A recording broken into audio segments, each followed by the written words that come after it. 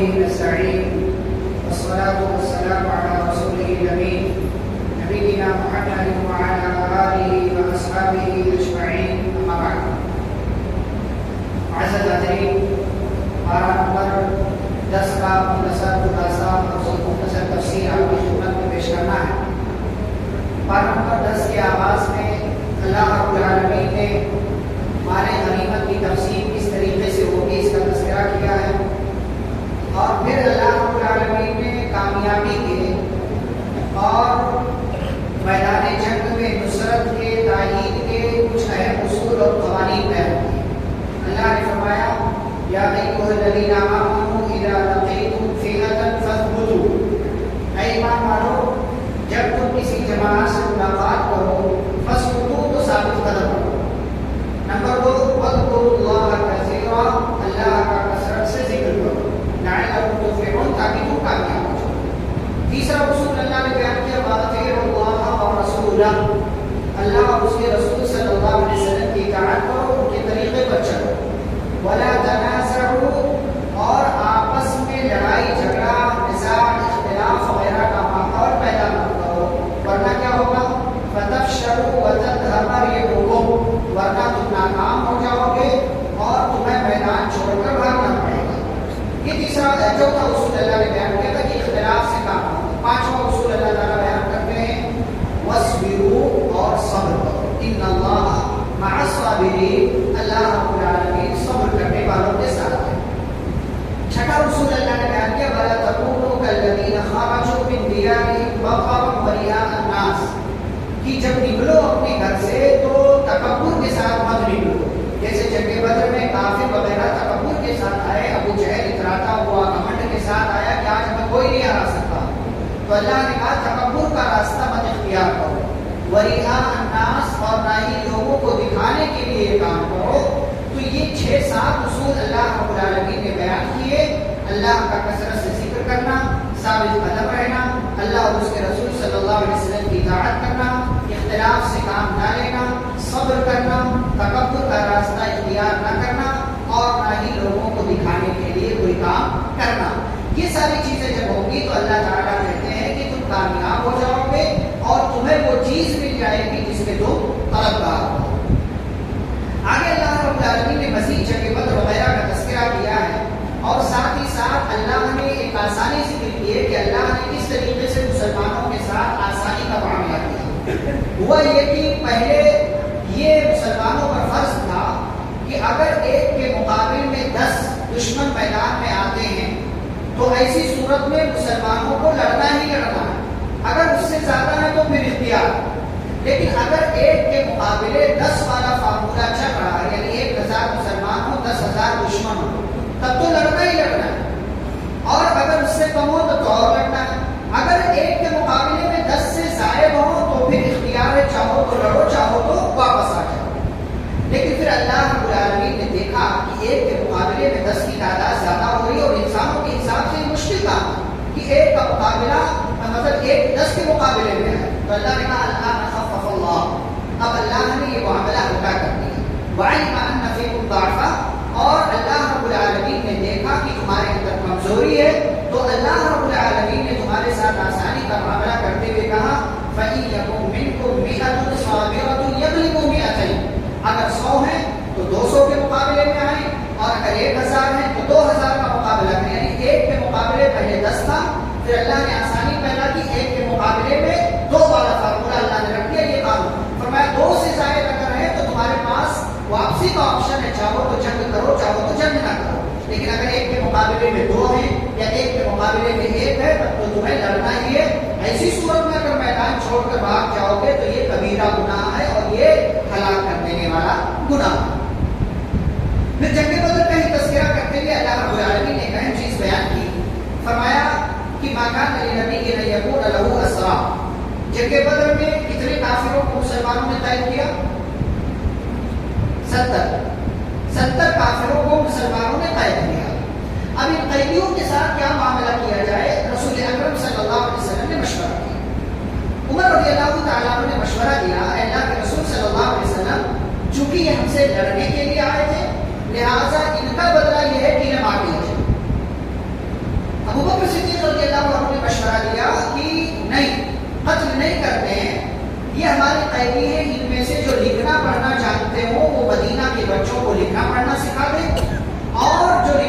کا نہیں جانتے ہو وہ فدیہ دے کر کے مال دے کر کے اپنے آپ کو یہاں سے لے جا سکتے ہیں, قید سے آزاد کروا سکتے ہیں. رسول اکرم صلی اللہ علیہ وسلم نے یہی مشورہ پسند کیا کہ فدیہ لے کر چھوڑ دیتے ہیں یا یہ لوگ مدینہ کے بچوں کو پڑھنا لکھنا سکھاتے جو پڑھنا لکھنا جانتے ہیں, اور اسی مشورے پر عمل کرنے کا فیصلہ کیا گیا. اللہ رب العالمین کو نبی صلی اللہ علیہ وسلم کا یہ فیصلہ پسند نہیں آیا. اللہ رب العالمین نے عمر رضی اللہ تعالیٰ عنہ کی تائید میں, ان کی بات کی موافقت میں آسمان سے قرآن مجید کی آیت نازل کی. فرمایا اے نبی صلی اللہ علیہ وسلم, آپ کو عمر رضی اللہ تعالیٰ عنہ کا مشورہ قبول کرنا چاہیے. اور عمر رضی اللہ تعالیٰ عنہ وہ شخصیت ہے جو علماء نے لکھا ہے کہ کئی ایک اہم مواقع پر اللہ رب العالمین نے ان کی موافقت میں, ان کے سپورٹ میں, ان کی خواہش پر قرآن مجید کی آیتیں اور بہت سارے احکام نازل کیے. جیسے پردے کا حکم ہے, اللہ رب العالمین نے عمر رضی اللہ تعالیٰ عنہ کے مشورے کے بعد, یا یوں کہہ لیجیے ان کی خواہش کے بعد, اللہ رب العالمین نے پردے کا حکم نازل کیا. وہ دیکھ رہے تھے کہ صحابیات سے, امہات المومنین سے کوئی بھی آتا ہے, سامنے بیٹھ کر بات ہوتی ہے, گفتگو ہوتی ہے, یہ اچھی بات نہیں. تو انہوں نے کہا اللہ کے نبی صلی اللہ علیہ وسلم آپ اپنی بیویوں کو پردے کا حکم دے دیں تو یہ بہت اچھی بات ہوگی. تو اللہ نے آیت کریمہ نازل کی جو نمبر 22 میں اللہ نے ذکر کیا, وَإِذَا سَأَلْتُمُوهُنَّ مَتَاعًا فَاسْأَلُوهُنَّ مِنْ وَرَاءِ حِجَابٍ, کہ جب تم ان سے کسی چیز کا سوال کرو یا کوئی ویسے سوال کرو تو پردے کے پیچھے سے کرو. پردے کا حکم اللہ نے نازل کر دیا. تو جنگ بدر کے قیدیوں سے متعلق اللہ رب العالمین نے عمر رضی اللہ تعالیٰ عنہ کے مشورے کی تائید کی, ان کی موافقت میں آیت کریمہ نازل کی. لیکن چونکہ رسول اکرم صلی اللہ علیہ وسلم فیصلہ کر چکے تھے کہ ہمیں جو ہے ابو بکر رضی اللہ عنہ کے مشورے پر عمل کرنا ہے, یہ فیصلہ سنا دیا گیا تھا, اسی لیے اسی مشورے کو نافذ کیا گیا اور اسی کو اپلائی کیا گیا. تو جو لوگ پڑھنا لکھنا چاہتے تھے ان کی ذمہ داری دے دی گئی کہ بھائی تم مدینہ کے بچوں کو پڑھنا لکھنا سکھا دو, اور جو پڑھنا لکھنا نہیں چاہتے تھے ان سے کہا گیا کہ تم فدیہ دے کر کے, مال دے کر کے اپنے آپ کو آزاد کروا سکتے ہو. انہی قیدیوں میں ایک قیدی تھے پیارے رسول صلی اللہ علیہ وسلم کے بڑے داماد ابو العاص بن ربیع.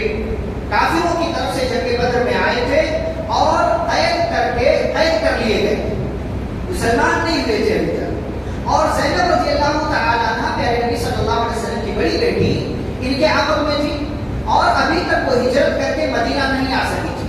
کیوں؟ اس لیے کہ شوہر نے آنے نہیں دیا تھا, اور ابھی تک یہ حکم بھی نازل نہیں ہوا تھا کہ ایک کافر مرد کی زوجیت میں ایک مسلمان عورت نہیں رہ سکتی. یہ حکم بھی نازل نہیں ہوا تھا, اسی لیے اب تک الگ بھی نہیں ہوئے تھے. اور زینب رضی اللہ تعالیٰ عنہ ابو العاص بن ربیع کے پاس تھی, اپنے شوہر کے پاس تھی. پیارے نبی صلی اللہ علیہ وسلم نے جب یہ فیصلہ سنایا کہ مال دے کر کے آزاد کروا سکتے ہیں, تو زینب رضی اللہ عنہ محبت دے کے زینب رضی اللہ تعالیٰ عنہ نے اپنے شوہر کو آزاد کروانے کے لیے وہ ہار نبی صلی اللہ علیہ وسلم کی خدمت میں بھیجا, جو ہار نکاح کے موقع سے ان کی ماں خدیجہ رضی اللہ تعالیٰ عنہ نے انہیں تحفے میں دیا. ماں کی محبت اپنی جگہ, شوہر کی محبت اپنی جگہ. شوہر کو آزاد کروانا ہے, مال دینا پڑے گا. مال کہاں سے لاؤں؟ ماں کا دیا ہوا مال میرے پاس ہے, یہ مال دے دیتی. پیارے نبی صلی اللہ علیہ وسلم کے پاس یہ ہار پہنچا. ہار کس کا ہے؟ خدیجہ. خدیجہ کون ہے؟ نبی کائنات صلی اللہ علیہ وسلم کی بیوی. اور کون سی بیوی؟ کہ ان کے رہتے ہوئے نبی صلی اللہ علیہ وسلم نے کسی اور خاتون سے شادی نہیں کی, کسی اور خاتون سے نکاح نہیں کیا. نبی صلی اللہ علیہ وسلم کی چہیتی پیاری بیوی. ہار دیکھا, دیکھتے ہی پہچان, یہ خدیجہ کا. خدیجہ سے جڑی ہوئی ساری یادیں نبی صلی اللہ علیہ وسلم کے ذہن پر فوراً آ گئی, میری خدیجہ. کہ ان کے انتقال کے بعد نبی ان کا تذکرہ کرتے تھے, ان کی سہیلیوں کا پوچھا کرتے تھے. سالن گھر میں بنتا تھا, سہیلیوں کے یہاں بھجوا دیا کرتے تھے. خدیجہ سے تعلق رکھتی ہے یہ ساری. جو خدیجہ سے متعلق ہے وہ مجھ سے بھی متعلق. ہار دیکھا, پہچان گئے, آپ دیدہ ہو گئے, آنکھوں سے گویا کہ آنسو نکل پڑے آپ. اور آپ صلی اللہ علیہ وسلم یہ منظر آپ تصور کریں کہ داماد کا بھی معاملہ ہے, بیٹی کا بھی معاملہ ہے, بیوی کا بھی معاملہ ہے, تین محبتیں ایک ساتھ جمع ہو گئی. اور اصول بھی ہے کہ بنا مال لیے کسی قیدی کو آزاد نہیں کر سکتے. قیدی کو آزاد کر دیا تو دیگر لوگوں کے ساتھ ناانصافی ہوگی کہ اپنے والے کو تو چھوڑ دیا، باقی لوگوں سے مال لیا۔ نبی صلی اللہ علیہ وسلم نے یہ منظر دیکھا اور پھر اما خدیجہ رضی اللہ تعالیٰ عنہ کی یاد آئی آپ کو۔ آپ صحابہ نے یہ سارا منظر دیکھا اور صحابہ نے یہ فیصلہ کیا، اللہ کے رسول صلی اللہ علیہ وسلم آپ اگر چاہیں تو ابو العاص کو چھوڑ دیں اور اپنی بیوی اما خدیجہ رضی اللہ تعالیٰ عنہ کا یہ ہاتھ چاہیں تو اپنی بیٹی کو واپس کر دیں۔ آپ صلی اللہ علیہ وسلم نے اس شرط کے ساتھ ابو العاص کو واپس کیا کہ ابو العاص یہاں سے جاؤ، تمہیں آزاد کیا جاتا ہے، لیکن جانے کے بعد فوراً میری بیٹی زینب کو میرے حوالے کر دینا، مدینہ ہجرت کرنے کی اجازت دے دینا۔ یعنی نبی صلی اللہ علیہ وسلم نے اس شرط پر ابو العاص کو چھوڑ دیا۔ ابو العاص مکہ پہنچے، زینب رضی اللہ تعالیٰ عنہا کو بھیج دیا کہ جاؤ تم یہاں سے ہجرت کر کے اپنے ابا کے پاس چلے جاؤ۔ زینب رضی اللہ تعالیٰ عنہا گرچہ مکہ سے نکلی، باپ سے ملاقات کا شوق بھی ہے، باپ سے ملاقات کرنے کی خوشی بھی ہے، لیکن شوہر سے بچھڑنے کا غم بھی ہے۔ شوہر سے بچھڑنے کا غم بھی ہے کہ گرچہ یہ شوہر ابھی تک کفر کی حالت میں ہے، لیکن شوہر سے اپنی محبت اپنی جگہ، شوہر کو چھوڑ کر کے باپ کے پاس پہنچی۔ مسلسل دعائیں، مسلسل محبت، مسلسل یقین، نتیجہ یہ ہوا کہ تھوڑے دنوں کے بعد ابو العاص بن ربیع بھی مسلمان ہو گئے اور پیارے نبی صلی اللہ علیہ وسلم کا دین انہوں نے قبول کر لیا۔ تو یہ محبتیں ہیں، ہم انسانوں کی اپنی محبتیں، اللہ رب العالمین ان کی قدر کرتا ہے۔ ان محبتوں کو اگر صحیح طریقے سے انجام دیا جائے تو یہ محبتیں بہت لازوال اور بہت نمایاں کردار ہماری زندگی میں ادا کیا کرتی ہیں۔ اس کے بعد یہاں پر سورۃ الانفال مکمل ہوتی ہے، جس سورۃ التوبہ کا آغاز ہوتا ہے۔ اس سورہ کا ایک دوسرا نام بھی ہے، وہ کیا ہے؟ براء، سورۃ البراءہ۔ اس کا نام سورۃ التوبہ کیوں ہے؟ اس لیے کہ اس سورہ میں آگے چل کر کے 3 صحابہ کی توبہ کا تذکرہ ہے، جس کو ہم انشاءاللہ کل پارٹ نمبر 11 میں بیان کریں گے۔ سورۃ البراءہ کیوں نام ہے اس کا؟ براءت کا مطلب ہوتا ہے الگ کر لینا، بری کر دینا۔ تو مشرکین سے جو معاہدہ تھا، اب مشرکین سے چونکہ انہوں نے معاہدہ توڑ دیا، اسی لیے مکہ فتح ہوا، اسی لیے ان سے جنگ ہوئی، تو پھر اب مشرکین سے براءت کا اعلان کر دیا گیا کہ ہمارے تمہارے درمیان جو معاہدہ، سارے معاہدے ختم ہوتے ہیں، سارے معاہدے ختم ہوتے ہیں۔ اسی لیے اس سورہ کا نام سورۃ البراءہ۔ اس سورہ کے آغاز میں بسم اللہ نہیں ہے، کیوں؟ سورہ انفال کا تتمہ، ایک وجہ یہ کہ جو مضمون، جو ٹاپک، جو سبجیکٹ سورۃ الانفال میں ہے وہی کنٹینیو چل رہا ہے، اس میں کنٹینیو چل رہا ہے، اس لیے بیچ میں بسم اللہ نہیں۔ دوسری وجہ اس لیے کہ سورہ کے نازل ہونے کے وقت اللہ تعالیٰ غصے میں تھا۔ بسم اللہ میں تذکرہ کس کا؟ اللہ کی رحمت کا، اسی لیے سورہ کے آغاز میں بسم اللہ نہیں رکھا ہے۔ تیسری وجہ، عربوں کے یہاں ایک دستور تھا، جب کوئی ایگریمنٹ ختم کرتے تھے کہ ہمارے تمہارے درمیان ایگریمنٹ ختم، تو جو لیٹر، ایگریمنٹ لیٹر جو ہوتا تھا وہ جو ایکسچینج کرتے تھے یہاں وہاں، تو اس لیٹر میں اللہ کا نام نہیں لکھا جاتا۔ تو اللہ نے عربوں کا یہ دستور برقرار رکھا کہ مشرکین سے مسلمانوں کا معاہدہ ختم ہو رہا ہے تو یہ سورہ نازل ہو رہی ہے، لیکن بسم اللہ نہیں لکھا جائے گا، جیسا کہ عربوں کے یہاں دستور تھا، لیٹر میں بسم اللہ نہیں لکھا جاتا۔ اسی طریقے سے اور بھی کئی وجوہات علماء کرام نے بیان کی ہے۔ اچھا، اس میں ایک یہ بھی علماء نے، مفسرین نے یا قرآن حضرات نے ایک وجہ یہ بھی بیان کی ہے کہ اللہ رب العالمین نے جو آسمان سے قرآن نازل کیا، جو سورتیں نازل کی، تو جو سورتیں نازل ہوئی ان کے شروع میں بسم اللہ تھا تو ویسے ہی بسم اللہ رکھ دیا گیا۔ سورۃ التوبہ جب نازل ہوئی تو بسم اللہ نہیں تھا، اس لیے اس کو ایسے ہی رکھ دیا گیا۔ تو نزول کے اعتبار سے ہی شروع سے بسم اللہ نہیں ہے، اس لیے اس پر بسم اللہ نہیں رکھا گیا۔ تو مختلف وجوہات علماء کرام نے بیان کیا۔ اس سورہ کے آغاز میں اللہ رب العالمین نے مشرکین سے براءت کا اعلان کیا ہے، اور آپ جانتے ہیں نبی صلی اللہ علیہ وسلم نے کون سی ہجری میں حج کیا؟ سن کس سال انتقال ہوا نبی صلی اللہ علیہ وسلم کا؟ انتقال کس سال ہوا؟ اتنا بھی نہیں یاد رکھیں گے آپ؟ 11 ہجری انتقال 11 ہجری میں ہوا، ربیع الاول کے مہینے۔ حج کب کیا؟ 10 ہجری، انتقال سے 3 مہینہ پہلے، زندگی کا پہلا اور آخری حج۔ اچھا، اس حج سے پہلے سن 9 ہجری میں صحابہ نے ایک حج کیا، اس حج کا امیر بنا کر کے مطلب اس جماعت کا امیر بنا کر کے کس کو بھیجا تھا نبی صلی اللہ علیہ وسلم نے؟ ابو بکر صدیق رضی اللہ تعالیٰ عنہ وہ گئے، اور اس کے بعد سورۃ التوبہ کی یہ آیتیں نازل ہوئی تو علی رضی اللہ تعالیٰ عنہ کو نبی صلی اللہ علیہ وسلم نے میسج اور پیغام دے کر کے بھیجا کہ جاؤ مکہ میں یہ اعلان کر دو کہ اے مکہ والو، ہمارا اور تمہارا معاہدہ ختم ہوتا ہے، آج کے بعد کوئی مشرک خانہ کعبہ کے قریب نہیں آئے گا، حرم کے علاقے میں نہیں آئے گا، کوئی مشرک خانہ کعبہ کا ننگا طواف نہیں کر سکتا، پہلے جیسا کہ لوگ کیا کرتے تھے، ننگے طواف کیا کرتے تھے بغیر کسی کپڑے کے، تو ان ساری چیزوں کا اعلان کر دیا گیا اور مشرکین سے براءت کا اعلان ہو گیا۔ اللہ نے اسی لیے اس سورہ کا نام سورۃ البراءہ بھی رکھا ہے۔ آگے اللہ نے اسی مناسبت سے مسجد حرام کا تذکرہ کیا، اور مسجد حرام کا تذکرہ کرتے ہوئے اللہ تعالیٰ نے تمام مسجدوں کا ذکر کیا، فرمایا ما کان للمشرکین ان یعمروا مساجد اللہ، مشرکین کے لیے اس بات کی اجازت ہی نہیں ہے کہ وہ اللہ کے گھر کی مسجدوں کی تعمیر کریں۔ اس سے ایک مسئلہ کیا نکلا کہ مسجدیں جو ہوتی ہے اس کا ذمہ دار کوئی مشرک نہیں بن سکتا، کسی مشرک کو آپ مسجد کا ذمہ دار نہیں بنا سکتے، کسی غیر اللہ کی عبادت مزار درگاہ سے جڑے ہوئے کسی بھی بندے کو آپ مسجد کا ذمہ دار نہیں بنا سکتے، نہ ہی مشرک خانہ کعبہ کے جیسی جگہ کی تعمیر کر سکتا ہے، یعنی نہ مسجد کی کسی تعمیر کر سکتا ہے، نہ ہی اس کا پیسہ لیا جائے گا، اور نہ ہی اس کو اس مسجد کا یا کسی بھی مسجد کا ذمہ دار بنایا جائے گا۔ پھر انما یعمر مساجد اللہ، اللہ کے گھر کی تعمیر کون کرے گا؟ من آمن باللہ، جو اللہ پر ایمان رکھتا ہو، والیوم الآخر، قیامت پر ایمان رکھتا ہو، واقام الصلاۃ، نماز قائم کرتا ہو، وآت الزکاۃ، زکات دیتا ہو، ولم یخش الا اللہ، اور اللہ کے سوا کسی سے نہ ڈرتا ہو۔ گویا کہ جس کا ایمان مکمل طور سے اللہ پر ہوگا وہی مسجدیں تعمیر کر سکتا ہے۔ مکہ کے مشرکین یہ سمجھتے تھے کہ حاجیوں کو پانی پلانا یا مسجد حرام کی تعمیر کرنا یہی سب سے بڑی نیکی ہے۔ اللہ تعالیٰ نے کیا کہا؟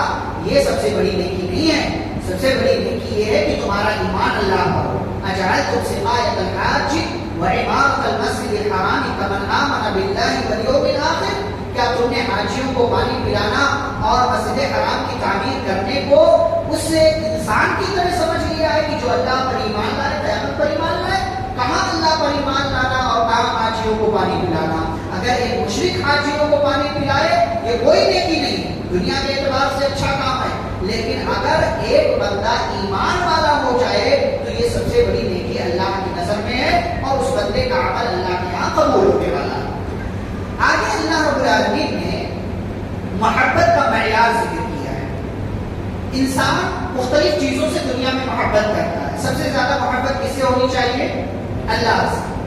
نمبر 2 رسول اللہ صلی اللہ علیہ وسلم سے، دونوں کی اپنی اپنی دلیل، والذین آمنوا اشد حبا للہ، جو ایمان والے ہیں سب سے زیادہ محبت اللہ سے کرتے ہیں، اور رسول اکرم صلی اللہ علیہ وسلم نے فرمایا لا یؤمن احدکم حتی اکون احب الیہ من والدہ وولدہ والناس اجمعین، تم میں سے کوئی بھی اس وقت تک مومن نہیں ہو سکتا جب تک کہ میں اس کے نزدیک اس کے ماں باپ، اس کی اولاد اور دنیا کے تمام لوگوں سے زیادہ محبوب نہ ہو جاؤں۔ لیکن بعض دفعہ کیا ہوتا ہے، انسان اپنے عمل سے اس کو ثابت نہیں کر پاتا، بلکہ یہ ثابت کرتا ہے کہ اسے دنیا کی کسی چیز سے زیادہ محبت ہے اللہ کے مقابلے میں، رسول کے مقابلے میں۔ اسی کو اللہ رب العالمین نے ذکر کیا، فرمایا قل، آپ کہہ دیجیے ان کا آباؤ، 8 چیزوں کا اللہ نے نام دیا، فرمایا تمہارے ماں باپ، تمہاری اولاد بیٹے بیٹیاں، تمہاری بیوی یا تمہارا شوہر، تمہارا بھائی یا تمہاری بہن، وعشیرتکم، تمہارے خاندان والے، واموال، تمہارا مال، وتجارت تخشون کسادها، تمہارا بزنس، ومساکن ترضونها، تمہاری بلڈنگیں، تمہارا گھر، تمہارا فلیٹ، تمہارا پلاٹ۔ ان 8 چیزوں کا اللہ نے نام لیا، فرمایا ان 8 چیزوں میں سے کسی ایک چیز کی بھی محبت اگر اللہ، رسول، دین کی محبت سے آگے بڑھی، فتربصوا، تو انتظار کرو، حتی یأتی اللہ بامرہ، اللہ کے عذاب کے آئے۔ آج دیکھیں، نماز بعد میں پڑھ لیں گے چلے گا، دکان کا کام پہلے ہونا چاہیے۔ کس سے محبت زیادہ ہے، دکان سے یا اللہ سے؟ دکان سے۔ جمعہ کی نماز میں مولانا صاحب عالم صاحب آدھا گھنٹہ تقریر کریں گے، بولیں گے، بعد میں چلیں گے، جب 5 منٹ باقی رہے گا تب چلیں گے. کس سے محبت زیادہ؟ دکان سے یا اللہ سے؟ دکان سے، مال سے، کسٹمر سے. چھوٹ جائے گا کسٹمر. اسی لیے ہماری زندگی میں عذاب بھی ہے، اسی لیے ہماری زندگی میں پریشانیاں بھی ہیں، اسی لیے ہماری زندگی میں دکھ اور مسائل اور تکلیفیں بھی ہیں. یہ اللہ کا وعدہ ہے. 8 چیزوں میں سے کسی ایک کی بھی محبت اگر آپ کے اندر اللہ کی رسول صلی اللہ علیہ وسلم کی دین کی محبت سے آگے گئی تو اللہ کا عذاب آئے گا اور پکا آئے گا. اچھا، اسی چیز کو پیارے نبی صلی اللہ علیہ وسلم نے حدیث کے اندر بیان کیا. فرمایا ثلاث من كن فيه وجد بهن حلاوة الإيمان. 3 چیزیں جس کے اندر ہوں وہ بندہ صحیح معنوں میں ایمان کی مٹھاس، ایمان کا مزہ پائے گا. وہ 3 چیزیں کیا ہیں؟ نمبر 1 ان يكون الله ورسوله احب اليه مما سواهما، کہ اس کے نزدیک اللہ اور اس کے رسول صلی اللہ علیہ وسلم دنیا کی باقی چیزوں سے زیادہ محبوب ہو. اگر ہمارے اندر اللہ اور اس کے رسول صلی اللہ علیہ وسلم کی محبت سب سے زیادہ ہے تب ایمان کا ہم مزہ پائیں گے جیسا صحابہ نے پایا. دوسری چیز کیا ہے؟ فرمایا ان يحب المرء لا يحبه الا لله. کسی سے اگر محبت ہو تو اللہ کی ہو، دنیاوی مفاد کے لیے کسی سے محبت نہیں ہونی چاہیے. نمبر 3 وان يكره ان يعود في الكفر بعد اذا انقذه الله منها اور بعد اذا انقذه الله منه. فرمایا اور اس کو یہ چیز ایسی ہی ناپسند ہو کہ وہ کفر کی طرف لوٹے، جیسے اس کو یہ ناپسند ہے کہ اس کو جہنم میں ڈال دیا جائے. تو یہ 3 چیزیں جس کے اندر ہوں گی وہ صحیح معنوں میں ایمان کا مزہ اور مٹھاس پا لے گا. لیکن آج دیکھیں ہمارے اندر اللہ اور اس کے رسول صلی اللہ علیہ وسلم کی محبت زیادہ ہے یا دنیاوی چیزوں کی محبت زیادہ؟ فیصلہ ہم خود کر سکتے ہیں. آگے اللہ نے جنگ حنین کا تذکرہ کیا ہے اور اس کا تذکرہ کر کے میسج پیغام دیا ہے مجھے اور آپ کو. جنگ حنین وہ جنگ ہے جو فتح مکہ کے بعد ہوئی. اس جنگ میں مسلمانوں کی تعداد کتنی تھی؟ 12,000. اور یہ پہلا موقع ہے جب مسلمانوں کی اتنی بڑی تعداد کسی جنگ میں تھی. جب جنگ کے لیے نکلے تو بعض مسلمانوں کے دل میں رجوع پیدا ہو گیا اور یہ احساس، یہ خیال آیا، بلکہ بعض لوگوں نے کہہ بھی دیا کہ آج ہمیں کوئی نہیں ہرا سکتا. یعنی گویا کہ گھمنڈ والا معاملہ ان کے اندر آ گیا. تو انسان سے بہرحال آ سکتا ہے. تو جب جنگ میں پہنچے تو حنین والے تیر اندازی میں بڑے ماہر تھے. حنین کے طائف کے پاس کا ایک علاقہ، تیر اندازی کے بڑے ماہر تھے. جیسے ہی میدان میں پہنچے پہلے سے ہی پہاڑ کے پیچھے تیر اندازوں کو لگا رکھا تھا کہ جیسے ہی مسلمان آئیں گے تابڑ توڑ حملہ کر دینا. اب تیر اندازوں نے فوراً حملہ کیا. نتیجہ یہ ہوا کہ مسلمانوں نے میدان چھوڑ دیا اور بھاگنے لگے. نبی صلی اللہ علیہ وسلم کے پاس گنے چنے چند صحابہ کے علاوہ کوئی باقی نہیں رہ گیا. اسی کو اللہ نے کہا لقد نصرکم اللہ فی مواطن کثیرہ ویوم حنین. اللہ نے بہت جگہ تمہاری مدد کی، بہت دفعہ تمہاری مدد کی، اور حنین والے دن بھی تمہاری مدد کی. اذ اعجبتکم کثرتکم، جب تمہاری تعداد کی زیادتی نے تمہیں گھمنڈ میں مبتلا کر دیا اور تم یہ سمجھ رہے تھے آج ہمیں کوئی نہیں ہرا سکتا. نتیجہ یہ ہوا تم میدان چھوڑ کر بھاگے. پھر اللہ نے کرم کیا، اللہ کی مدد آئی، اللہ نے سکونت نازل کی اور پیارے نبی صلی اللہ علیہ وسلم کی بہادری دیکھیں. میدان میں ڈٹے رہے اور پکارتے رہے میرے صحابہ کہاں بھاگے جا رہے ہو؟ انا النبی لا کذب انا ابن عبد المطلب، میں نبی ہوں، جھوٹا نبی نہیں ہوں. مجھے چھوڑ کر کہاں بھاگ رہے ہو؟ میں عبد المطلب کا بیٹا ہوں، آؤ میرے پاس آؤ، میدان چھوڑ کر مت بھاگو. اللہ کی مدد آئی. ثم يتوب الله من بعد ذلك على من يشاء. صحابہ کو اپنی غلطی کا احساس ہوا، واپس آئے اور نبی صلی اللہ علیہ وسلم کے پاس اکٹھا ہونا شروع ہوئے اور پھر دشمنوں کو صحابہ نے مل کر کے ہرایا، شکست دیا. لیکن سبق اللہ رب العالمین نے دے دیا کہ اگر کوئی کتنا ہی اچھا کیوں نہ ہو، اگر اس کے اندر گھمنڈ آ گیا تو اللہ رب العالمین اس کے تمام پلان کو اور اس کی تمام چیزوں کو ناکام بنا کر کے رکھ دے گا. پھر یہودیوں کا، عیسائیوں کا عقیدہ اللہ رب العالمین نے ذکر کیا. فرمایا وقالت الیہود عزیر ابن اللہ. یہودی کہتے تھے کہ عزیر اللہ کے بیٹے ہیں، عیسائی کہتے ہیں کہ عیسیٰ علیہ السلام اللہ کے بیٹے ہیں. ذلک قولهم بافواہہم. اللہ نے کہا یہ ان کی اپنی منہ کی باتیں جو کہنا ہمیں دیتے ہیں، یہ تو کافروں کی جیسی بات کر رہے ہیں. پھر اللہ کہتے ہیں اتخذوا احبارهم ورهبانهم اربابا من دون اللہ، کہ ان لوگوں نے اپنے علماء کو، اپنے پادریوں کو، پوپ وغیرہ کو اللہ کو چھوڑ کر رب بنا لیا. وما امروا الا ليعبدوا الها واحدا، انہیں تو صرف ایک معبود کی عبادت کا حکم دیا گیا تھا، لیکن انہوں نے کئی ایک رب، کئی ایک معبود بنا لیے. حضرت عدی بن حاتم رضی اللہ تعالیٰ عنہ پیارے نبی صلی اللہ علیہ وسلم کے پاس آئے. پہلے عیسائی مذہب سے تعلق تھا. کہنے لگے اللہ کے رسول صلی اللہ علیہ وسلم، اللہ نے عیسائیوں کے تعلق سے یہ بات کہی ہے کہ ان لوگوں نے اپنے علماء کو رب بنا لیا. ہم نے تو رب نہیں بنایا تھا، ہم نے تو رب نہیں بنایا تھا، پھر اللہ نے یہ بات کیوں کہی؟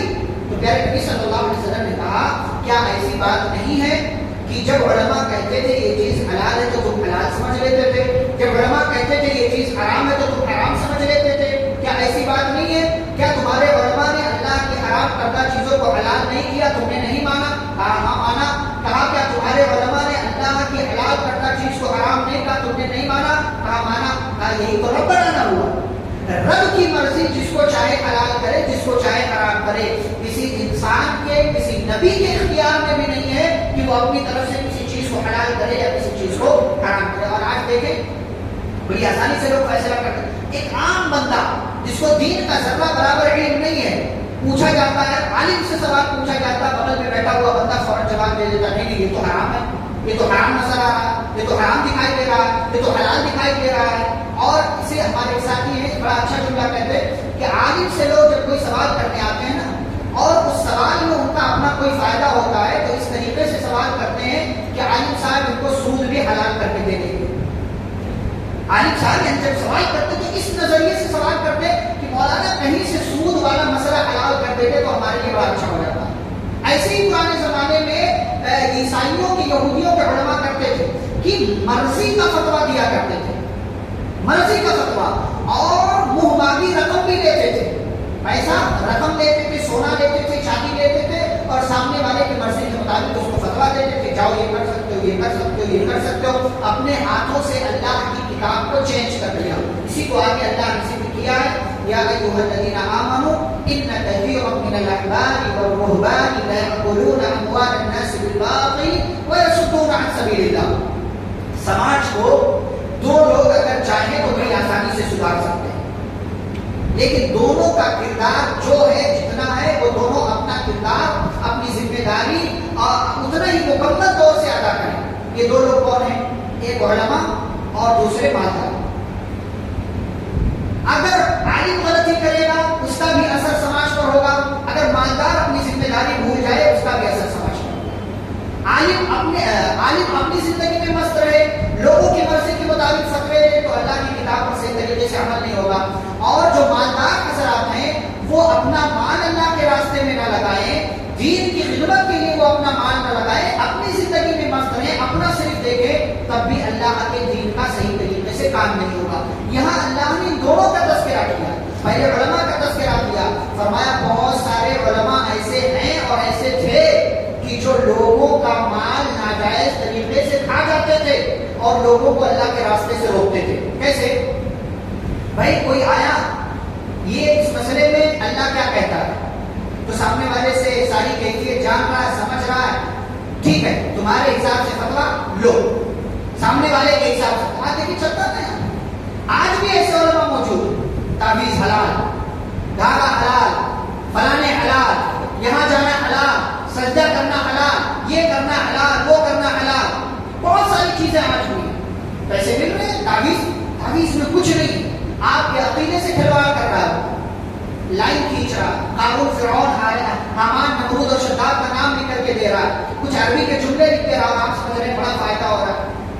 اس کی جیب بھر گئی، آپ کا عقیدہ بگڑ گیا. پرانے زمانے میں بھی یہ کاروبار ہوتا تھا، آج بھی ہوتا، آج بھی ایسے لوگ موجود ہیں، آج بھی ایسے لوگ موجود ہیں جو اس دھندے کو انجام دے رہے ہیں، جو اس دھندے کو کہیں روپیہ کے نام پر ٹھگ رہے ہیں، کہیں تعویذ کے نام پر ٹھگ رہے ہیں، کہیں کسی اور کے نام پر ٹھگ رہے ہیں. سارا کاروبار چل رہا ہے آج بھی لوگ. اور دوسرے مالداروں کا اللہ نے تذکرہ کیا اور فرمایا والذین یکنزون الذهب والفضة، جو لوگ سونا چاندی جمع کر کے رکھتے ہیں. آج کے دور میں پیسہ بھی آپ ملا لیں، اس میں سونا چاندی مال دولت جمع کر کے رکھتے ہیں، اللہ کے راستے میں خرچ نہیں کرتے. تو اللہ نے کہا فبشرہم، ایسے لوگوں کو آپ خوشخبری سنائیں. کس کی؟ بعذاب الیم، دردناک عذاب کی. یوم یحمى علیہ فی نار جہنم، جس دن جہنم میں ان کے مال کو تپایا جائے گا، گرمایا جائے گا. فتقوا بها جباههم، ان کی پیشانی کو، ان کے پہلو کو اور ان کی پیٹھ کو دابا جائے گا. انہیں تین چیزوں کا تذکرہ اللہ نے کیوں کیا؟ پیشانی کا، پہلو کا اور پیٹھ کا تذکرہ اللہ نے کیوں کیا؟ قرآن دیکھیں کتنی عظیم کتاب. کیوں؟ اس لیے کہ جب مانگنے والا آتا ہے نا، سوال کرنے والا سوال کرتا ہے کسی مالدار کے پاس جا کر کے، تو مالدار کو نہیں دینا ہوتا، سب سے پہلے کیا کرتا ہے؟ پیشانی سے کوڑتا ہے. ارے کہاں سے آ گیا، کہاں سے آ گیا؟ مانگنے والے کہاں سے آتے رہتے ہیں، پیشانی پر بل آتے ہیں. اس لیے اللہ نے سب سے پہلے پیشانی کا تذکرہ کیا. وہ جنوب ہو، اور جب غصے میں آتا ہے نا اس مانگنے والے کو دیکھ کر، تو دائیں بائیں ہوتا ہے، لیفٹ رائٹ ہوتا ہے، دوں کہ نہیں دوں، بھگاؤں کہ کیا کروں، لیفٹ رائٹ ہوتا ہے، اپنے پہلو بدلتا ہے. اس لیے اللہ نے پہلو کا تذکرہ کیا. اور نمبر 3 وہ ظہور ہو، نہیں دینا ہوتا ہے تو اس فقیر کو، اس سائل کو پیٹھ دکھا کر کے دروازہ بند کر لیتا ہے جب. اسی لیے اللہ نے تین چیزوں کا تذکرہ کیا. پیشانی کو داغا جائے گا، پہلو کو داغا جائے گا، پیٹھ کو داغا جائے گا، اور ساتھ ہی ساتھ کہا جائے گا ھذا ما کنزتم لانفسکم فذوقوا ما کنتم تکنزون. یہ ہے وہ مال، یا یہ ہے اس مال کا انجام جو تم دنیا میں جمع کرتے تھے. جاؤ جمع کیے ہوئے مال کا عذاب چکھتے رہو، یہاں پر اس کا انجام بھگتتے رہو. یہ اللہ نے دونوں طرح کے لوگوں کا تذکرہ کیا ہے، علماء کا اور مالدار کا بھی. علماء کو چاہیے کہ اپنی ذمہ داری ادا کریں، مالدار کو چاہیے کہ وہ اپنی ذمہ داری ادا کریں. اور جو عوام ہے، جن کو جو ہے نہ دین کا بہت زیادہ علم ہے نہ ہی ان کے پاس مال ہے، انہیں چاہیے کہ علماء کا بھی سپورٹ کریں، مالدار کا بھی سپورٹ کریں. اگر یہ تینوں عناصر سماج میں، یہ تینوں پلر اپنا اپنا کام کرے، اپنی ذمہ داری سمجھے، تب سماج خوبصورت ہو سکتا ہے. عالم اپنی جگہ بیٹھا رہے، مالدار اپنی دنیا میں مست رہے، اور عوام جو ہے ان کی شکایتیں کرتے پھرے، تو پھر اس طریقے سے کام نہیں بننے والا. آگے اللہ رب العالمین نے مہینوں کا تذکرہ کیا ہے. فرمایا جب سے آسمان و زمین قائم ہے تب سے مہینوں کی تعداد کتنی ہے؟ 12. اور یہ مہینے کون سے؟ جنوری فروری والے نہیں، بلکہ محرم اور صفر والے. اچھا، پہلے سال نہیں تھا، پہلے صرف کیا ہے؟ مہینے چلتے تھے. جب سے دنیا قائم ہوئی ہے تب سے محرم صفر ہے، لیکن تب سے سال نہیں ہے. سال نہیں گنا جاتا تھا کہ کون سا سال چل رہا ہے. سال کب سے چلنے لگا؟ نبی صلی اللہ علیہ وسلم کی ہجرت سے اس کا آغاز ہوا. اسی لیے ہجری کہتے ہیں، 1444 ہجری. تو محرم صفر سے لے کر کے ذی الحجہ تک کے 12 مہینے. ان 12 مہینوں میں 4 مہینے کون سے ہیں؟ حرمت والے. حرمت والے کا مطلب کیا ہے؟ ان کا زیادہ خیال رکھنا ہے آپ کو، اس میں اور زیادہ گناہوں سے بچنا ہے. کون کون سے مہینے؟ محرم، رجب، ذی القعدہ، ذی الحجہ.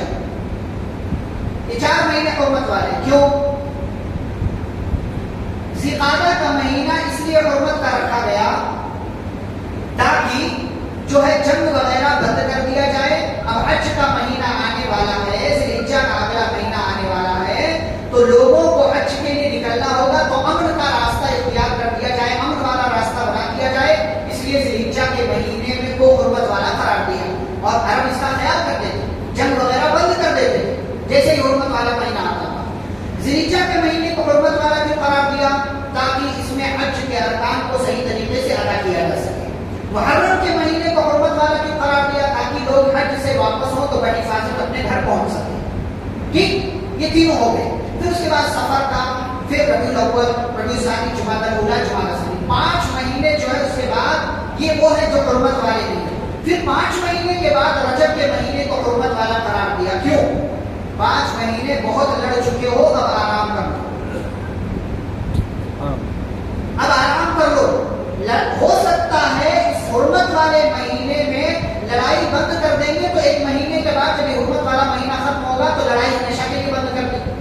ورنہ کیا ہوتا تھا؟ عرب والے ایک بات پر مدتوں تک لڑائی چلتی تھی ان کے یہاں، ایک مسئلے کے لیے کئی سالوں تک جنگیں ہوا کرتی تھی. حرمت والے مہینے آ کر کے ان جنگوں کو اسٹاپ کر دیتے تھے، اور عرب والے اس کا بہت خیال رکھا کرتے تھے. لیکن ایک غلطی وہ لوگ کرتے تھے. ایک غلطی کیا کرتے تھے؟ اپنی مرضی سے جس کو چاہتے تھے حرمت والا مہینہ بنا دیتے تھے.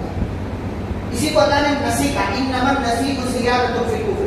اپنی مرضی سے، نہیں بھائی یہ مہینہ نہیں، اگلے والے مہینے کو ہم ایکسچینج کر لیتے ہیں، یہ مہینے کو اگلا والا کر دیتے ہیں، اگلے والے کو پچھلا والا کر دیتے ہیں. کو اللہ نے مسیح کا فرمایا یہ کرنے کا اختیار تمہارے پاس نہیں، ایسا مت کیا کرو. کہ یہ حرمت والے مہینوں کی عظمت ہے جس کا تذکرہ اللہ تعالیٰ نے کیا ہے. اچھا ہجری سال کا آغاز کیوں ہوا؟ جب عمر رضی اللہ عنہ کا زمانہ آیا تو اب اسلامی حکومت پھیل چکی تھی، بڑی ہو چکی تھی، 22 لاکھ مربع میل پر حکومت تھی، اسکوائر میل پر. تو لیٹر لکھے جاتے تھے امیر المومنین کی طرف سے، خلیفہ کی طرف سے. تو اس میں ڈیٹ لکھی جاتی تھی 15 محرم، 10 ربیع الاول، 5 رمضان. تو لوگوں نے کہا امیر المومنین مسئلہ مطلب مشورے کے لیے بات رکھی گئی، ہم لیٹر روانہ کرتے ہیں، تاریخ تو لکھی ہوتی ہے، مہینہ لکھا ہوتا ہے، لیکن کب کا رمضان، کب کا محرم، کس سال کی بات ہو رہی ہے، کیسے پتا چلے گا؟ یعنی جیسے اگر آپ یہاں ہے 2022 چل رہا ہے، اگر اس کا سسٹم نہ ہو تو کون سے کب کا جنوری، کب کا فروری، کب کا جو ہے اپریل اور کب کا مارچ، کیسے اندازہ ہوگا آپ کو؟ سال سے اندازہ ہو جاتا ہے. تو ایسے ہی بات رکھی گئی. تو امیر المومنین حضرت عمر بن الخطاب رضی اللہ عنہ نے کہا چلو سال کا آغاز کر کے ایک سسٹم بنا لیتے ہیں. تو سسٹم بنانے کے لیے کہا گیا کس کس کو کون سی چیز کو اختیار کیا جائے، کب سے سال کا آغاز کیا جائے. تو کسی نے کہا چونکہ نبی صلی اللہ علیہ وسلم کی پیدائش مسلمانوں کے لیے بہت بڑی بات ہے، خوشی کی بات ہے، اس لیے نبی جب سے پیدا ہوئے تب سے سال شروع کرتے ہیں.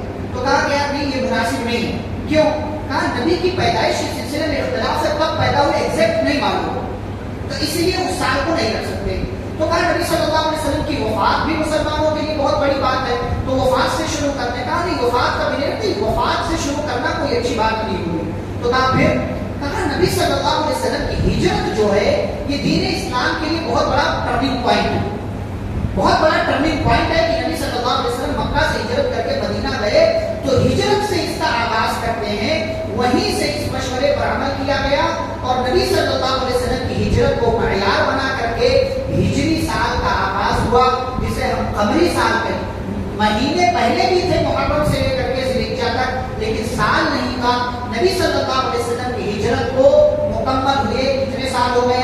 1444 سال ہو چکے ہیں. وہیں سے ہجری سال کا آغاز ہوا اور پھر لیٹر میں لکھا جانے لگا جنگ بدر رمضان سن 2 ہجری میں، جنگ احد شوال سن 3 ہجری میں، جنگ خندق جمادی الاولیٰ سن 5 ہجری میں، یا اسی طریقے سے فتح مکہ رمضان سن 8 ہجری میں، جنگ یرموک سن 12 ہجری میں. مہینے اور ڈیٹ کے ساتھ ساتھ پھر سال بھی لکھا جانے لگا نبی صلی اللہ علیہ وسلم کی ہجرت کو سامنے رکھ کر کے.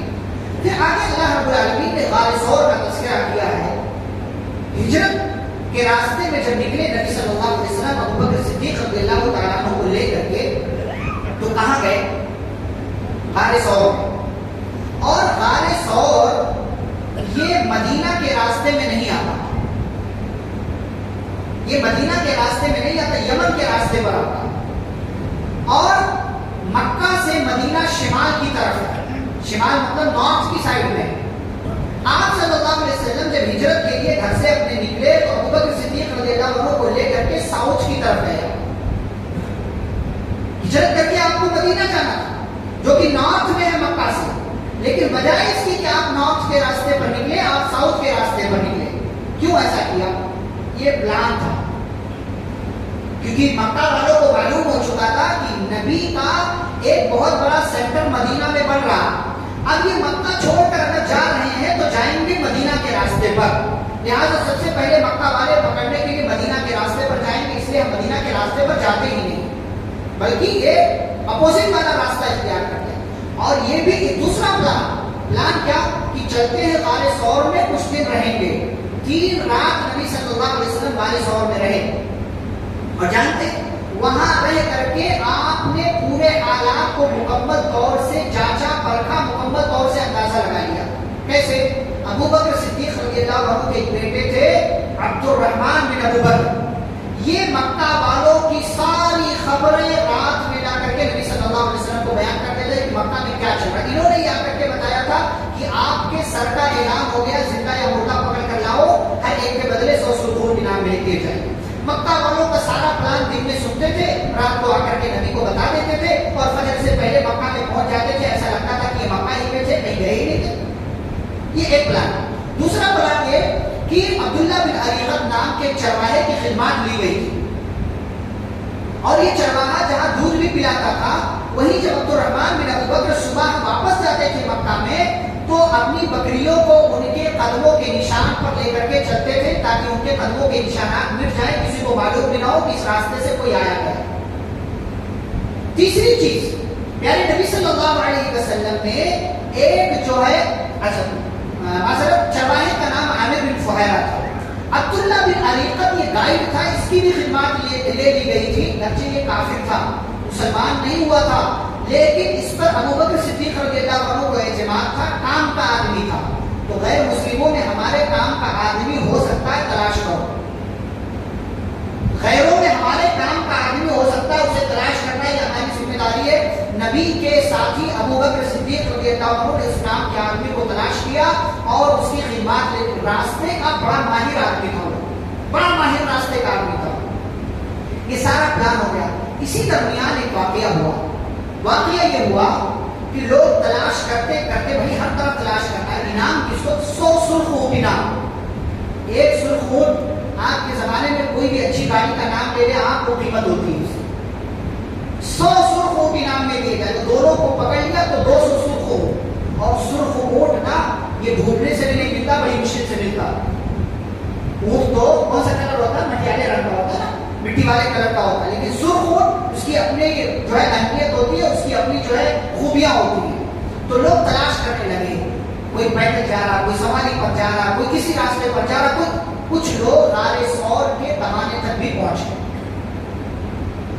ابو بکر صدیق رضی اللہ عنہ گھبرا گئے، اے اللہ کے رسول صلی اللہ علیہ وسلم، اگر یہ اپنی نظر ذرا سی نیچی کرے تو ہم کو دیکھ لیں، اپنے قدم کی طرف ذرا سی بھی ان کی نگاہ نہیں تو یہ ہمیں دیکھ لیں گے۔ ساتھی ہو تو ایسا ہو، ایک ساتھی پرواہ کر رہا کہیں ہمیں پکڑ نہ لے، دوسرا ساتھی تسلی دے رہا، ما ظنک یا ابا بکر باثنین اللہ ثالثہما، ابو بکر تمہارا ان دو لوگوں کے بارے میں کیا خیال ہے جن کا تیسرا اللہ آپ کے ساتھ ہے، ٹینشن کی ضرورت نہیں ہے۔ اذ اخرجہ الذین کفروا ثانی اثنین اذ ہما فی الغار اذ یقول لصاحبہ لا تحزن ان اللہ معنا، گھبراؤ نہیں ابو بکر، اللہ ہمارے ساتھ ہے، اللہ ساتھ ہو تو کوئی کچھ نہیں بگاڑ سکتا۔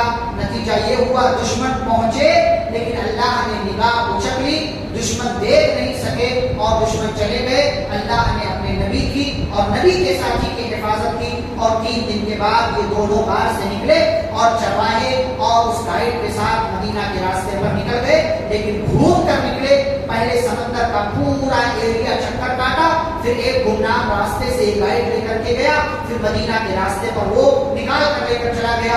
آگے بڑے ام معبد سے ملاقات ہوئی اور پھر راستے میں سراقہ بن مالک سے ملاقات ہوئی۔ وہ ہجرت کی اپنی داستان ہے، ہجرت کے اپنے واقعات ہیں۔ تو یہاں پر اللہ رب العالمین نے اس کا تذکرہ کیا۔ پھر آگے اللہ تعالیٰ نے ایک بات بیان کی، فرمایا قل لن یصیبنا الا ما كتب الله لنا هو مولانا، فرمایا اللہ رب العالمین نے کہ آپ کہہ دیجیے زندگی میں جو بھی مصیبتیں آتی ہیں نا وہ اللہ نے لکھ دیا، وہ اللہ نے لکھا ہوا۔ اسی چیز کو پیارے نبی صلی اللہ علیہ وسلم نے حدیث کے اندر بیان کیا، فرمایا وَارْضَ بِمَا قَسَمَ اللَّهُ لَكَ تَكُنْ أَغْنَى النَّاسِ، اللہ نے جو تمہارے مقدر میں لکھ دیا اس پر راضی رہو، اس کو قبول کر دو، کیا فائدہ ہوگا؟ تَكُنْ أَغْنَى النَّاسِ، دنیا کے سب سے مالدار انسان بن جاؤ گے۔ بھائی میری قسمت میں تھا، ہوا، میں کیوں غم مناؤں، میں کیوں شوق مناؤں؟ اس اللہ کو جو فیصلہ کرنا تھا کیا اس نے، وہ حکیم ہے، وہ بہتر فیصلے کرتا ہے، میں اس کے فیصلے پر راضی ہوں۔ اور اگر آپ راضی نہ ہوئے تو اپنا نقصان کریں گے، اللہ کا نقصان نہیں کریں گے۔ اسی کو اللہ نے کہا کہ آپ کہہ دیجیے جو بھی مصیبت پہنچتی ہے اللہ نے لکھ دیا، ہوا مولانا، وہ ہمارا مولا ہے، کارساز ہے، وہ ہمارے کام آنے والا ہے۔ وَعَلَى اللَّهِ فَلْيَتَوَكَّلِ الْمُؤْمِنُونَ، اور اللہ ہی پر مومنوں کو بھروسہ کرنا چاہیے، توکل کرنا چاہیے۔ آگے اللہ رب العالمین نے زکوٰۃ کے مصارف ذکر کیے، زکوٰۃ کا مال کہاں کہاں لگا سکتے ہو۔ میں ایک بات اس حوالے سے بیان کروں گا کیونکہ باتیں سنتے رہے تو اس پر انشاءاللہ خطبہ جمعہ بھی ہوگا۔ ایک بات کہ زکوٰۃ کا سب سے پہلا مستحق غریب ہے، فقیر مسکین آدمی زکوٰۃ کا سب سے پہلا مستحق۔ اور اس میں دوسری بات کہ وہ زکات کی جو رقم ہے نا، وہ رقم آپ غریب تک پہنچائیں گے، اپنی مرضی سے آپ راشن وغیرہ غریب کے گھر زکات کے مال سے نہیں پہنچا سکتے۔ کیوں؟ یہ زکات اس غریب کا حق ہے، یہ مال اس کا ہے۔ اب اس مال کو کیسے استعمال میں لانا ہے یہ وہ سمجھے۔ آپ اپنی سمجھ سے یہ کہیں کہ میں نے زکات کے مال سے 50-100 جو ہے غریبوں میں راشن تقسیم کیا ہے، یہ شریعت کی تعلیم کے خلاف ہے، یہ شریعت کی تعلیم کے خلاف ہے۔ آپ کو اگر کوئی پیسہ دے دے اور یہ کہے یہ اپنے پاس رکھے رہو، یہ اپنے پاس رکھے رہو، آپ رکھیں گے یا خرچ کریں گے؟ رکھیں گے۔ لیکن وہ جس کا مال ہے، جس کا پیسہ ہے، وہ مانگنے آئے تو آپ جواب دے دیں کہ دیکھیں آپ کو یہ پیسہ خرچ کرنا تھا، غریبوں میں تقسیم کرنا تھا، میں نے کر دیا۔ آپ کو حق تھا اس کا؟ نہیں تھا۔ یہ اس کی مرضی، جس کا مال ہے اس کی مرضی، وہ جو چاہے کرے۔ ایسے ہی زکات یہ آپ کا ہے ہی نہیں، یہ غریب کا ہے۔ تو جب غریب کا ہے تو غریب کے مال میں اس کے حق میں تصرف کرنے کا آپ کو اختیار بھی نہیں ہے کہ آپ اس سے راشن لیں، کھجور لیں، کیٹ لیں، یہ لیں، وہ لیں، نہیں کر سکتے آپ۔ یہ علماء کے فتاوی اس پر باقاعدہ موجود۔ آپ اپنی مرضی سے زکات کی رقم سے راشن کٹس تقسیم کریں، یہ آپ کو زیب نہیں دیتا، یہ آپ کے لیے جائز نہیں ہے۔ یہ دوسری بات تھی جو اس حوالے سے زکات کا سب سے پہلا مستحق غریب ہے، اسی لیے اللہ نے 2 مرتبہ انما الصدقات للفقراء والمساکین، دو مرتبہ نام لیا۔ فقیر مسکین میں کیا فرق ہے؟ فقیر جس کے پاس گزارنے کے لیے بھی کچھ نہ ہو، اور مسکین جس کے پاس گزارنے کے لیے تو کچھ ہے لیکن اس سے زیادہ کچھ نہیں ہے اس کے پاس، یعنی 2-4 ٹائم 10 ٹائم 15 ٹائم کے لیے کھانا ہے لیکن اس سے زیادہ اس کے پاس کچھ نہیں ہے، لیکن فقیر کے پاس وہ بھی نہیں ہے۔ یہ دونوں میں فرق ہے۔ لیکن اگر الگ الگ بول دیا جائے تو فقیر اور مسکین ایک ہی معنی میں آتے ہیں، لیکن جب ایک ساتھ بولا جائے تو تھوڑا سا فرق ہے جس کو آپ سمجھ سکتے ہیں۔ تو آپ کے زکات کا اصلی مستحق غریب ہے، مسکین ہے، ضرورت مند ہے، یہ تلاش کرے، اس تک مال پہنچائے۔ یہ نہیں کہ وہ آپ کے پاس آئے گا تب آپ دیں گے، یہ احسان نہیں کر رہے زکات نکال کر کے یا زکات اس کو دے کر کے، یہ آپ کا ہے ہی نہیں۔ اگر آپ نے کھا لیا تو اسلام کے ایک رکن سے کھلواڑ کرنے والے مانے جائیں گے آپ، اور اگر آپ نے نہیں پہنچایا تو مجرم مانے جائیں۔ ہمارے یہاں لوگ، کوئی غریب آیا اس کو 100 روپے زکات کی رقم دے دیا تو ایسا لگتا ہے جیسے احسان کیا، کوئی احسان نہیں کیا آپ نے، کوئی احسان نہیں کیا آپ نے کہ اس کو 100 روپے دے دیا آپ نے اور احسان سمجھ رہے ہیں، یہ آپ کا ہے ہی نہیں۔ یہ 2.5% جو ہے نا، اگر آپ کا مال نصاب تک پہنچ گیا، یہ آپ کا ہے ہی نہیں ہے، جس کا ہے اس تک پہنچاؤ۔ کس کا ہے؟ اللہ رب العالمین نے اس آیت میں آیت نمبر 60 میں سورۃ التوبہ میں ذکر کر دیا کہ کس کا ہے، وہاں پر یہ خرچ ہونا چاہیے۔ اچھا، خطبہ جمعہ میں یہ بات مزید انشاءاللہ ہوگی کہ کس طریقے سے اس کو خرچ کیا جا سکتا ہے، وہ ساری چیزیں انشاءاللہ تفصیل کے ساتھ باتیں وہاں پر بیان ہوں گی۔ اچھا، پھر اس کے بعد اس بارے کے آخر 1-2 باتیں میں بتا کر بات ختم کرتا ہوں۔ آگے اللہ تعالیٰ نے منافقوں کا، مومنوں کا ایک ساتھ تذکرہ کیا۔ فرمایا منافقین یہ آپس میں ایک دوسرے کے دوست ہوتے ہیں، برائی کا حکم دیتے ہیں، بھلائی سے روکتے ہیں، اللہ کو بھول جاتے ہیں۔ جو جس کے اندر یہ صفت ہو کہ وہ برائی کا حکم دے، بھلائی کا حکم نہ دے بلکہ بھلائی سے روکے، اللہ کو بھول جائے، وہ منافق ہے، اس کے اندر منافقوں والی خصلت ہے۔ مومن کیا ہے؟ مومن مرد، مومن عورتیں آپس میں ایک دوسرے کے دوست ہیں، ولی ہیں۔ کیوں؟ اس لیے کہ یہ بھلائی کا حکم دیتے ہیں، برائی سے روکتے ہیں، اللہ اور اس کے رسول صلی اللہ علیہ وسلم کی اطاعت کرتے ہیں، نماز قائم کرتے ہیں اور زکات دیتے ہیں، اور جب یہ سارے کام کرتے ہیں تو اللہ تعالیٰ ان پر اپنی رحمت نازل کرتا ہے اور انہی لوگوں سے جنت کا وعدہ ہے۔ ایک آخری بات، اللہ رب العالمین نے جنگ تبوک کا تذکرہ کیا ہے۔ جنگ تبوک کی سن 9 ہجری میں ایک جنگ ہوئی، اور یہ جنگ بڑی مشکلات کے مرحلے میں صحابہ کرام نے، نبی صلی اللہ علیہ وسلم نے اس سفر کو شروع کیا، اس سفر پر نکلے جنگ تبوک کے لیے۔ کئی ساری، بہت لمبا راستہ تھا۔ کتنا لمبا راستہ؟ 15 دن لگتے تھے جانے میں، 15 دن لگتے تھے جانے میں، 15 آنے میں۔ تو 15 دن کا ایک لمبا سفر، سخت گرمی کا زمانہ۔ پھر اس کے بعد آپ دیکھیں کہ فصلوں کی کٹائی کا، کھجور کے اتارے جانے کا موسم آ چکا تھا، اور 30,000 کا بڑا لشکر تھا، اس کے لیے سامان وغیرہ تیار کرنا، مال جمع کرنا، مال کی بھی کمی تھی۔ تو یہ ساری مشکلات تھی صحابہ کرام کے پاس، نبی صلی اللہ علیہ وسلم کے پاس، لیکن نبی صلی اللہ علیہ وسلم نے اعلان کیا، صحابہ کرام نے مال جمع کرنا شروع کیا۔ میں نے تذکرہ کیا تھا عثمان رضی اللہ عنہ نے کتنا مال دیا؟ 900 اونٹ سامان کے ساتھ، 100 گھوڑے، 5 کلو سونا، 39 کلو چاندی، یہ عثمان رضی اللہ عنہ نے اکیلے دیا۔ اگر آپ اس کو جو ہے پیسے میں کنورٹ کریں تو تقریباً 5-10 کروڑ روپے کی رقم بنتی ہے ایک مجلس۔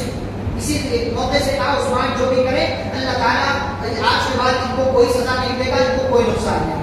حضرت عبدالرحمن بن عوف رضی اللہ تعالی عنہ نے بھی 39 یا 40 کلو چاندی اللہ رب العالمین کے راستے میں صدقہ کیا، جنگ تبوک کے موقع سے نبی صلی اللہ علیہ وسلم کی خدمت میں پیش کیا۔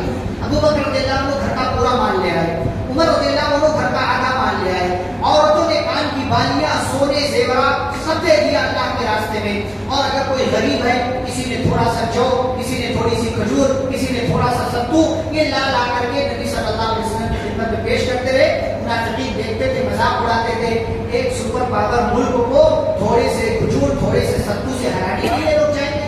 مذاق اڑا رہے تھے کہ یہ لوگ ہرانے کا شوق رکھتے ہیں اور اتنا اتنا مال جمع کر رہے ہیں، ایسا کیسے ہرائیں گے؟ بہرحال مال جمع ہوا، صحابہ کرام نکل گئے اور 15 دنوں کا لمبا سفر ہوا، راستے میں بہت سارے معجزات ہوئے۔ 15 دن کے بعد وہاں پہنچے تبوک کے مقام پر، 20 دنوں تک وہاں ٹھہرے رہے۔ 40,000 رومیوں کا لشکر تھا، لیکن 30,000 لشکر کی تعداد سننے کے بعد 40,000 کا لشکر بکھر گیا، رومی بھاگ گئے۔ اللہ نے ان کے دلوں میں خوف ڈال دیا۔ نبی صلی اللہ علیہ وسلم 20 دنوں تک کہیں رہے۔ آس پاس کے جو علاقے تھے، گورنر، ذمہ دار، بادشاہ، عمرا، ان تمام لوگوں کو خطوط اور لیٹر روانہ کیے۔ 20 دنوں کے بعد صحابہ کے ساتھ آپ صلی اللہ علیہ وسلم واپس آ گئے۔ یہ ٹوٹل 50 دنوں کا سفر ہوا، 15 جانے میں، 15 آنے میں، 20 دن وہاں ٹھہرنے میں۔ 50 دنوں کے لمبے سفر کے بعد نبی صلی اللہ علیہ وسلم واپس آئے، اور ہر ایک کے اوپر یہ واجب تھا کہ ہر ایک کو نکلنا ہے، جو بھی اللہ کا کلمہ جس نے پڑھا ہے سب کو نکلنا ہے جو بالغ ہو چکا ہے۔ منافقین بہت سارے نہیں گئے اور 3 صحابہ بھی اس جنگ میں پیچھے رہ گئے۔ منافقوں کے ساتھ کیا سلوک کیا گیا؟ یہ 3 صحابہ کون تھے؟ ان کے ساتھ کیا معاملہ ہوا؟ انہوں نے نبی صلی اللہ علیہ وسلم کو آ کر کے کیا جواب دیا؟ نبی نے ان کے ساتھ کیا فیصلہ کیا؟ یہ ساری باتیں اللہ رب العالمین نے پارہ نمبر 11 میں ذکر کی ہیں۔ انشاءاللہ کل اس کو ہم تفصیل سے سمجھیں گے۔ یہاں پر پارہ نمبر 10 کا اختتام ہوتا ہے، پھر پارہ نمبر 11 کا آغاز ہوتا ہے۔ کئی ایک اہم باتیں انشاءاللہ اس میں ہیں جن کو انشاءاللہ کل تفصیل کے ساتھ بیان کیا جائے گا۔ اللہ رب العالمین سے دعا ہے اللہ ہم سبھی کو قرآن و حدیث کی باتوں کو پڑھنے، سمجھنے، ان پر عمل کرنے کی توفیق عطا فرمائے۔ آمین۔ صلی اللہ علیہ نبی کریم۔ سبحانک اللہم و بحمدک، اشہد ان لا الہ الا انت، استغفرک و اتوب الیک۔ السلام علیکم ورحمۃ اللہ وبرکاتہ۔